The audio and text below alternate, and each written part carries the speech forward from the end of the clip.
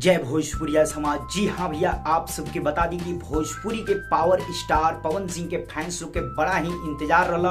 पवन सिंह के पहिलका सावन गीत यानी बोलबम गाना तो डायरेक्ट आप सबके बता दी बहुत ही खासम खास जानकारी अपडेट लेके आ गई बनी। चलिए आप सबके बता दी भैया, पहिलका गाना जौना के फर्स्ट लुक आउट हुई जौना गाना के बोलबा ले जात बाड़ू देवघर। जी हाँ भैया, ले जात बाड़ू देवघर ये गाना के टाइटल बटे। साफ तौर पे बता दी अभी 1-1.5 घंटा पहले ही एक गाना के फर्स्ट लुक जारी कर दे हल्के बटे, और वो भी ऑफिशियल। और आप सबके बता दी ये गाना के शूटिंग कल कंप्लीट भइल, अभी एडिटिंग वगैरह पे काम चल रहा बा, लेकिन फाइनली पोस्टर रिलीज हो गई बटे कमिंग सून के साथ। यानी पोस्टर पर कमिंग सून लिखल बटे, यानी बहुत ही जल्दी धमाका है और डायरेक्ट वीडियो सॉन्ग में आई। चलिए अब आप सबके बता दी आखिर वीडियो सॉन्ग में आप सबके का देखे के मिली। तो जी हाँ भैया, पावर स्टार पवन सिंह और आकांक्षा दुबे पहली बार बोलबम गाना में परफॉर्म करत नजर आइलो, अभिनय करत नजर आइलो, और वो भी बहुत ही बेहतरीन और जबरदस्त गाना में और बेहतरीन अंदाज में। जी अब ये जाना गाना गेल में पवन सिंह और शिल्पी राज। जी अब ये पहली बार पवन सिंह और शिल्पी राज गाना लेके आ रहा बड़लो बोल बम में एक साथ ही एक ही गाना में आवाज दिल बड़लो जौन की ये गाना में। जी हाँ भैया, और एक बाद आप सबको बता दी कि ये गाना के लिखले बने विजय चौहान जी।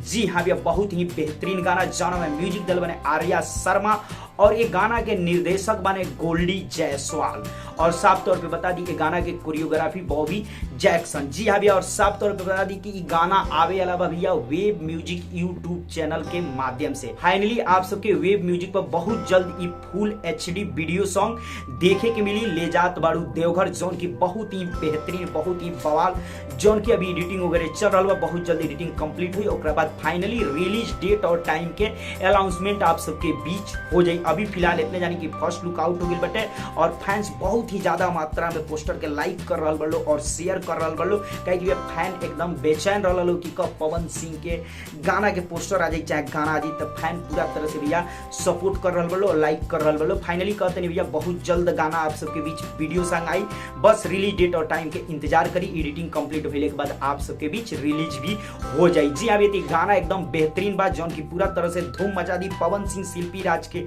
आवाज में। और परफॉर्मेंस में बात करें तो पवन सिंह आकांक्षा दुबे बहुत ही बेहतरीन अदाकारी में आप सबके देखे के मिली ये लोग के, यानी बहुत ही जबरदस्त गाना फुल HD में डायरेक्ट वीडियो सॉन्ग आवे जा रहा है बहुत ही जल्द। अब चलते चलते इतना बताएं कि भैया आप सबके गाना के टाइटल कितना पसंद आई, और जब गाना आई तो कितना ज्यादा तांडव और तहलका मचाई। कमेंट सेक्शन में आप राय जरूर दी। चलते चलते वीडियो को लाइक करी, ज्यादा से ज्यादा वीडियो के शेयर करी।